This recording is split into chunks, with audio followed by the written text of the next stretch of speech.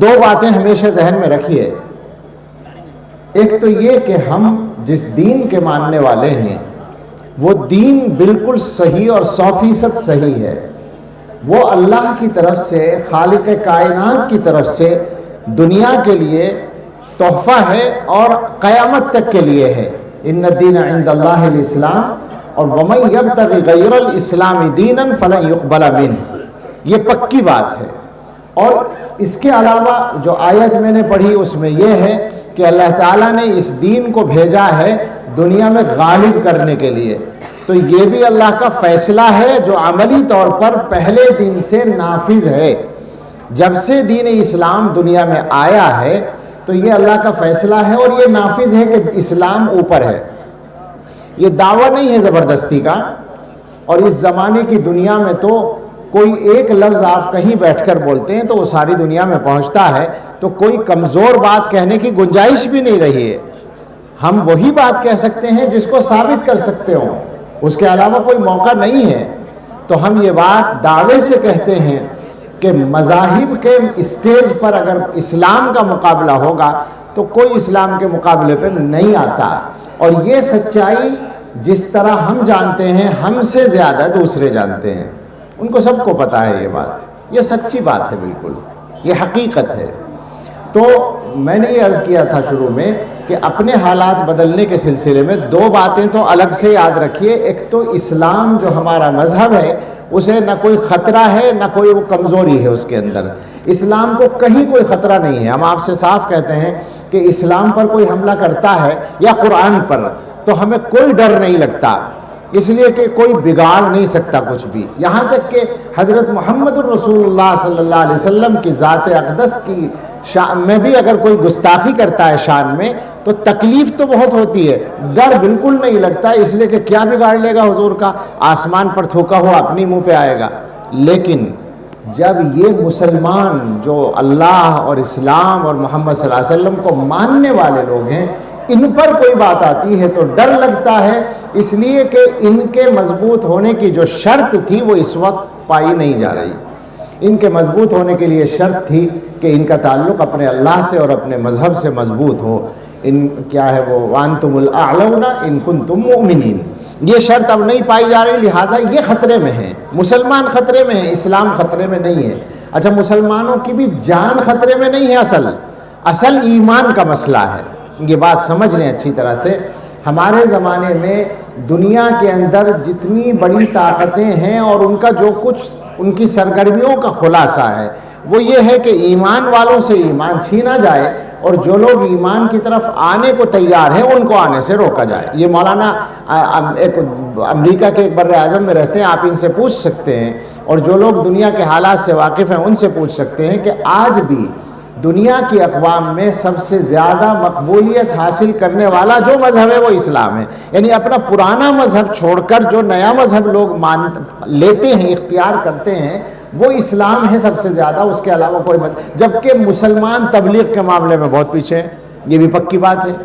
عیسائی ہمارے بھائی دنیا کے اندر اپنے مذہب کی تبلیغ میں اتنے آگے ہیں کہ ایک نیوی کا ملازم لڑکا تھا میرا جاننے والا، اس نے مجھ سے بتایا کہ ہمارا جہاز مختلف ملکوں کی بندرگاہوں پر، سی پورٹ پر جاتا ہے، تو امریکہ جیسے ملک کی بندرگاہ پر یا کسی بھی ملک کی بندرگاہ پر جانے کے تھوڑی دیر کے بعد، 2-1 گھنٹے کے بعد ہی پادری لوگ جہاز میں آ جاتے ہیں تبلیغ کرنے کے لیے. جبکہ سی پورٹ جو ہوتا ہے وہ تو ایئرپورٹ کی طرح سے ہی ممنوع علاقہ ہوتا ہے، لیکن وہاں آنے کی ان کو پرمیشن مل جاتی ہے. اس حد تک وہ محنت کرتے ہیں اپنا مذہب پھیلانے کے لیے. اس کے باوجود زیادہ جو پھیلتا ہے وہ اسلام پھیلتا ہے. اسلام کی اس طاقت سے دنیا کی والوں کو ڈر لگتا ہے، جن کی کہ اقتدار کو اس سے چیلنج ہوتا ہے. تو اسلام کو کوئی خطرہ نہیں، مگر مسلمانوں کا جو معاملہ ہے وہ یہ ہے کہ وہ مسلمانوں کے ایمان کو نشانہ بناتے ہیں. وہ چاہتے ہیں کہ رسول اکرم صلی اللہ تعالیٰ علیہ وسلم نے جو مسلمانوں کو ایک پیمانہ دیا تھا، حضور نے ایک معیار دیا ہے، تم مسلمان ہو، لیکن مسلمان ہونے کا جو گویا کہنا چاہیے جو معیار کہیں گے اس کو کیا کہیں گے، معیار کی انگلش پیمانہ کہہ لو، جو درجہ اللہ تعالیٰ چاہتے ہیں وہ یہ ہے کہ ذاق طعم الایمان من رضی باللہ ربا وبالاسلام دینا وبمحمد رسولا. وہ آدمی ایمان کا ذائقہ چکھ لیتا ہے جو اللہ کو اپنا رب اور اسلام کو اپنا مذہب اور حضرت محمد صلی اللہ علیہ وسلم کو اپنا پیغمبر مان کر راضی ہو، مطمئن ہو. راضی اور مطمئن ہونے کا کیا مطلب ہے؟ آپ نے ایک کپڑا بنایا، اپنی پسند سے بنایا، وہ آپ ٹیلر نے اچھا بنا کر دیا، سی کر دیا، آپ نے پہنا، وہ اچھا لگ رہا ہے آپ کو. اب کوئی کہے کہ صاحب اس کو بدل دو، تو آپ کہیں کہ بھئی یہ تو آج کے لیے میں نے خاص طور سے ڈریس تیار کرائی تھی، عید کے لیے، شادی کے لیے، فلاں کے لیے، اور بہت پسند ہے مجھے، میں کیوں اس کو بدل دوں؟ جب آپ اس سے راضی ہوتے ہیں، جب آپ اس پر مطمئن ہوتے ہیں تو بدلنے کے لیے تیار نہیں ہوتے. اسلام کو مذہب ماننے کے بعد، اللہ کو رب ماننے کے بعد، حضرت محمد صلی اللہ تعالیٰ علیہ وسلم کو رسول ماننے کے بعد، دنیا کی طاقتیں چاہے جو کوشش کر لیں، مسلمان کو اس جگہ ہونا چاہیے کہ میں پوری طرح مطمئن ہوں اپنے مذہب پر، مجھے غور ہی نہیں کرنا، مجھے اس پر سوچنا ہی نہیں ہے. لیکن میرے بھائیوں، پریشانی کی بات یہ ہے کہ آج یہ ہو رہا ہے کہ ہم سوچنے لگے ہیں، خاص طور سے جو ہمارے پڑھے لکھے لوگ ہیں. جاہلوں کا ایمان اتنا خطرے میں نہیں ہے، یاد رکھیے گا، معاف کیجئے گا. میں یہ نہیں کہہ رہا کہ جہالت کی حمایت کر رہا ہوں، میں یہ کہہ رہا ہوں کہ تعلیم کے ساتھ جو خطرے آ رہے ہیں ان سے بچنے کی کوشش کریں. یہ حضرات تعلیم پر بات کریں گے، مگر میں تو بے علم آدمی ہوں. ایک جاہل آدمی کا قصہ میں نے اپنے بڑوں سے سنا ہے کہ جنگل میں وہ ہل چلا رہا تھا، زمین جوت رہا تھا. تو ایک عالم نے اس کو دیکھا اور اس سے پوچھا کہ تم مسلمان ہو، اللہ کو ایک مانتے ہو؟ کہنے لگا جی بالکل اللہ کو ایک مانتا ہوں. کہنے لگے کیوں مانتے ہو؟ کیا دلیل ہے تمہارے پاس کہ اللہ ایک ہے؟ اس نے کہا دلیل یہ ہے کہ اگر دوبارہ تم یہ بات کہو گے تو یہ ہل تمہارے سر پہ مار دوں گا. یہ دلیل ہے. تو آپ سوچیں کہ ایسے آدمی کے ایمان کو کیا خطرہ ہو سکتا ہے. لیکن ہم آپ سے بتائیں کہ ہم یونیورسٹی کے اندر انجینئرنگ کالج کے معزز اسٹوڈنٹ ہیں، لا کالج کے اسٹوڈنٹ ہیں، میڈیکل کالج کے اسٹوڈنٹ ہیں، اور صاحب ہم ڈاکٹریٹ کر رہے ہیں، پی ایچ ڈی کر رہے ہیں، اور ہمارا پروفیسر ہم سے بات کرتا ہے اس موضوع پر کہ اللہ موجود ہے یا نہیں، اور ہم اس کی بحث میں شریک ہیں، اور کچھ دنوں کے بعد ایتھسٹ بن رہے ہیں، ملحد بن رہے ہیں. یہ میں کوئی الزام نہیں لگا رہا ہوں، مجھ سے زیادہ آپ جانتے ہوں گے. یونیورسٹیوں میں جائیے، جو ڈگری کے ڈپارٹمنٹ ہیں، جو شعبے ڈگری والے ہیں، اوپر والے، وہاں جا کر دیکھیے تو آپ کو ملے گا کہ بڑی تعداد میں لوگ ایتھسٹ ہو رہے ہیں. خطرے میں پڑ رہا ہے ایمان. کہاں سے آ رہا ہے؟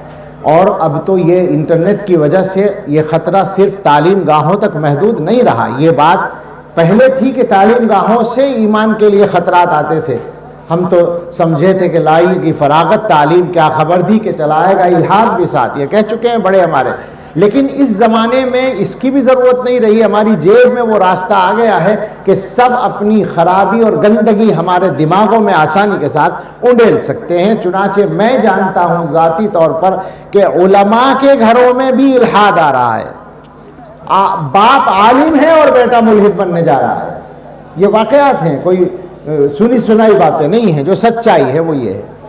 تو اصل مسئلہ یہ ہے، انہی چیزوں پر غور کرنے کی ضرورت ہے کہ ہم کیسے بند باندھیں. اور یہ بات میں نے ایمان کی ہے. ایمان تو ایک آخری درجے کی دولت ہے. اس سے نیچے جو اعمال کا مسئلہ ہے، خطرہ وہاں سے آتا ہے. ظاہر بات ہے کہ باندھ شروع میں نہیں ٹوٹتا، پہلے اس سے پہلے کی جو زمین ہے وہ دبتی ہے، اس کے بعد باندھ پر خطرہ آتا ہے. تو ایمان جو جا رہا ہے، مصیبت یہ ہے کہ وہ جو اعمال کی گڑبڑ ہے، دین پر چلنے کا مزاج بالکل نہیں ہے.